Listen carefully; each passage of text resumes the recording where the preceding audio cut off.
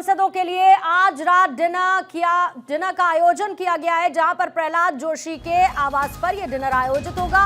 उपराष्ट्रपति चुनाव जीतने पर डिनर पार्टी होगी। एक तरफ जहां पर वोटिंग जारी है, वोटिंग के बाद डिनर की तैयारी कर ली गई है। डिनर से पहले सुबह सुबह नाश्ता भी कराया गया था और नाश्ते के बाद फिर वोटिंग की प्रक्रिया शुरू हुई, जहां पर बीजेपी यानी कि एनडीए, दूसरी तरफ इंडी अलायंस, दोनों की तरफ से कैंडिडेट चुनावी मैदान में है। एक तरफ जहां पर विपक्ष से प्रतीकात्मक लड़ाई बताता है, विचारधारा की लड़ाई बता रहा है और लोकतंत्र के लिए लड़ाई बताता है, तो दूसरी तरफ एनडीए अपनी जीत को लेकर आश्वस्त। और इसी जीत के आश्वासन के बीच में एनडीए सांसदों के लिए आज रात डिनर का भी आयोजन किया गया है। प्रहलाद जोशी के आवास पर यह डिनर आयोजित होगा। आदिति मेरे साथ लगातार बनी हुई हैं। आदिति, यानी पूरे दिन का प्रोग्राम फिक्स है, यानी सुबह बढ़िया सा नाश्ता, फिर उसके बाद दिन भर वोटिंग की प्रक्रिया, शाम को नतीजे और डिनर की तैयारी पहले ही कर ली गई है।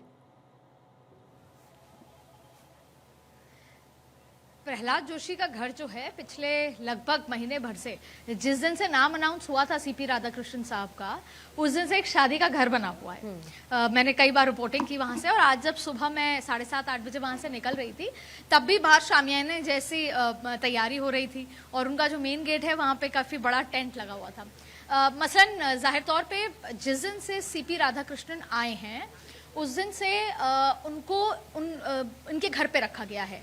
जैसे मुझे याद है कि जब पहले राष्ट्रपति जो थे मुर्मू जी से पहले, उनको महेश शर्मा जी के घर रखा गया था, तो लगभग वो जो 1 महीना था रखा, इन द सेंस कि उनको क्योंकि आए हैं, उनको अलॉट होगा वाइस प्रेसिडेंट की बंगला, उससे पहले उनको एक जगह पर जहां से उन पे पूरी भाजपा के कार्यकर्ता, एनडीए के नेता उनसे मुलाकात कर सकें। तो इसलिए जब सीपी राधाकृष्णन जी आए यहाँ पे, उन्होंने प्रधानमंत्री मोदी और राष्ट्रपति से मुलाकात करने के बाद वो उनके घर पे रहे। तो एक्चुअली क्या है, पिछले 1 महीने से नाश्ता, खाना और डिनर तो वहां हो ही रहा है, क्योंकि जो कोई भी सीपी राधाकृष्णन साहब से मिलने आ रहा था बतौर कैंडिडेट कर रहे हैं, और जाहिर तौर पे पता था कि 9 तारीख को शाम को 6 बजे उनका नोटिफिकेशन जारी हो जाएगा एज वाइस प्रेसिडेंट, तो उनसे मुलाकात कर रहे हैं, उनका स्वागत करने आ रहे थे। तो आज खास तौर पे इसलिए महत्वपूर्ण है क्योंकि आज पूरे एनडीए के सांसदों का जो डिनर है वो होने वाला है उनके आवास पर। तो इसलिए प्रहलाद जोशी के आवास पर आज शादी जैसा माहौल है, शामियाना है, और आज बधाई का तांता होगा क्योंकि भारतीय जनता पार्टी की जो उम्मीद है कि वो सांसद ब्रेकफास्ट के दौरान जरूर नदारद रहे थे, राजीव प्रताप रूडी और चिराग पासवान, यानी जहां पर पहुंचना था 39 को, वहां सिर्फ 37 पहुंचे।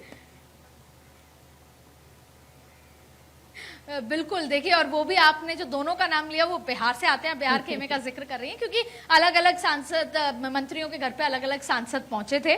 लेकिन सबसे इंपॉर्टेंट बात क्या है, जैसे अगर मैं इसका जिक्र कर लूं कि मध्य प्रदेश, छत्तीसगढ़ के सांसद शिवराज जी क्या पहुंचे थे, दक्षिण भारत के सांसद प्रहलाद जोशी जी क्या पहुंचे थे, हरियाणा के मनोहर लाल खट्टर जी के आवास पे।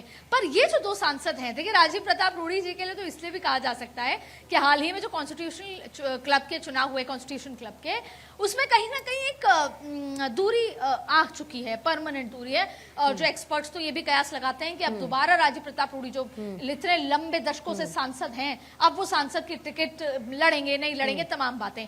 ये बात अलग है कि आज वो पार्टी के लाइन एंड लेंथ के साथ ही आगे बढ़ेंगे, लेकिन जिस तरीके के डिफरेंसेस क्रिएट हुए, विपक्ष ने एक तरफा राजीव प्रताप रूडी को वोट किया, कहीं ना कहीं इंटरनल कॉन्फ्लिक्ट शुरू हो चुका है। अब बात आती है चिराग पासवान की, तो चिराग पासवान के लिए भी तरह तरह की बातें निकल कर आती हैं, मांझी जी के साथ, नीतीश जी के साथ, उनकी बयानबाजी, लेकिन इसका ये मतलब नहीं है कि वो पार्टी की लाइन एंड लेंथ के साथ नहीं है। वो उनको पहुंचना था, वो पहुंचने एक और बड़ी दिलचस्प तस्वीर, लेकिन आज जब वो वोट करेंगे इस वक्त वही प्रोटोकॉल, वही डिसिप्लिन के साथ। इस वक्त एक और बड़ी दिलचस्प तस्वीर स्क्रीन पर है, किरण रिजिजू के साथ अखिलेश यादव की चर्चा। अब क्योंकि ऐसे मौकों पर मैंने पहले भी 2 तस्वीरें बड़ी अहम दिखाई और ये तीसरी तस्वीर है।